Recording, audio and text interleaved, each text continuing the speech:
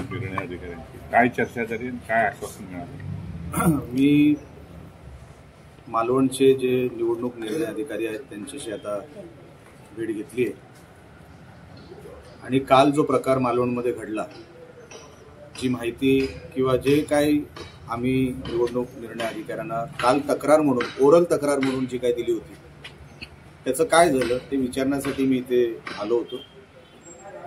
आता इथून मी सन्माननीय PI जे मालवणचे आहेत त्यांनाही भेटायला जाणार आहे. आता अमाऊंट जप्त झालेली आहे, ती अमाऊंट फायनल अमाऊंट नाही आहे, हेच मी आताही त्यांना परत सांगितलं की जर फायनल अमाऊंट नसेल तर बाकीच्या अमाऊंटवर तुमचं लक्ष आहे का आणि ह्याची FIR होणार आहे का, कारण का क्राईम झालेला आहे. आणि जर क्राईम झाला असेल तर पहिला पार्ट असतो कुठल्याही क्राईमचा की FIR नोंदवावं लागतं, सेक्शन लावावे लागतात. जर तुम्ही तेच केलं नाही तर कालच्या घटनेला काही अर्थ राहणार नाही. लोकांची परत हिंमत होणार, पैसे जे काल पळवलेत मालवणमधून बाहेर नेलेत ते परत आणतील 2 दिवसांनी. जर गुन्हा दाखल झाला नाही मग कालचा प्रकार काय होता. मी आता सन्माननीय अधिकाऱ्यांना रिक्वेस्ट केलेली आहे, त्यांनाही मी सांगितलेलं आहे तुम्ही मला सगळ्यांशी बोलून घ्या. त्यांची काहीतरी समिती असते, त्यांचा अहवाल त्या समितीकडे जायचा असतो, तो अहवाल त्यांनी दिलेला आहे. संबंधित पोलीस अधिकाऱ्यांशी पण मी बोलायला सांगितलेलं आहे की आपण संबंधित पोलीस अधिकाऱ्यांशी पण बोलून घ्या आणि आम्हाला एक मार्ग सांगा की FIR होणार की नाही. जर FIRच झालेला नाही, जसं आम्ही मालवणमध्ये जे खोटं प्रमाणपत्र जातीचं होतं, जे भाजपच्या उमेदवार शिल्पा खोत यांचं, त्यांच्या विरोधात आम्ही कोर्टात गेलो, काल त्यांना नोटीस मिळाली. तशी प्रक्रिया निवडणूक आयोग करणार की नाही आणि त्याचं रूपांतर FIR मध्ये होणार की नाही हे विचारण्यासाठी मी ते आलो होतो. ते आता सगळ्यांशी बोलून मला ते सांगणार आहेत आणि मी ते झाल्यानंतर आपल्याशी परत बोलेन. कागदी घोडं नाचवण्याचा हा प्रकार सुरू असल्याचं वाटतं. ह्याच्यात कागदी घोडा असं कुठेही आलेलं नाही. गव्हर्नमेंटमध्ये मीही काम केलेलं आहे, करतोय. काही प्रोसिजर असतात ते फॉलो करावे लागतात. सगळेच अधिकार एकाच अधिकाऱ्याकडे असतात अशातला भाग नाही.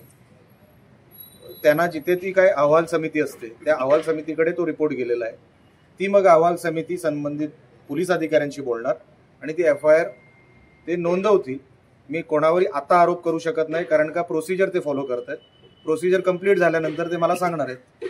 साहेब, जसं मालवणमध्ये प्रकार घडलाय तसंच एक प्रकार बदलापूरमध्ये सुद्धा घडलाय.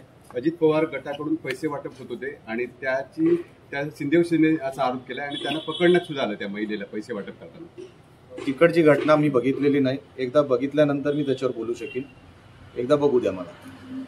म्हणजे सरसकट आता जसं मालवणमध्ये होते तसेच प्रकार संपूर्ण महाराष्ट्रात सुद्धा होत आहेत, काय सांगाल तुम्ही? बघा साहेब, मी ह्याच्यातून काहीतरी मायलेज मिळावं ह्याच्यासाठी नाही, ह्या कल्चरच्या विरोधात मी आहे. आणि जर हे प्रकार कुठेही घडत असतील तर ते चुकीचेच आहेत, त्याचं समर्थन कोणच करणार नाही. मुख्य निवडणूक अधिकारी आहेत जिल्हाधिकारी, त्यांची आपण भेट घेणार आहात यानंतर निर्णय आल्यानंतर? बघा, जप्ती आणि क्राईम हा मालवणमध्ये घडलेला आहे. मी घर घर करणार नाही, दार ठोकवणार नाही.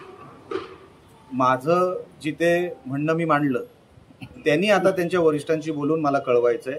मी सगळीकडे जाणं हे काही कोणी मला सांगू शकत नाही, हे त्यांचं काम आहे. मी तक्रार मालवणमध्ये केलेली आहे कारण का घटना मालवणमध्ये घडलेली आहे. आता वरिष्ठांशी काय बोलायचं हे त्यांना बोलायचं आहे, मला नाही.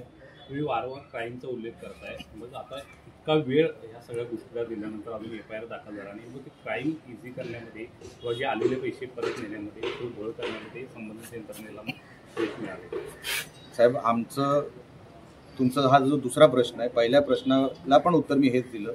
काही गव्हर्नमेंट प्रोसिजर असते, पोलीस प्रोसिजर असते, मी त्याच्यात इंटरफिअर करू शकत नाही. ते मला बोललेत, मी त्यांना एकच प्रश्न विचारला की नाही तुम्ही वरती होता की FIR कधी होणार, त्याच्या पलीकडे मी काहीच विचारलं नाही त्यांना. आणि एकदा FIR तयार झाली की FIR मध्ये काय काय गुन्हे कुठले कुठले टाकलेले आहेत ह्याचा उल्लेख होईल.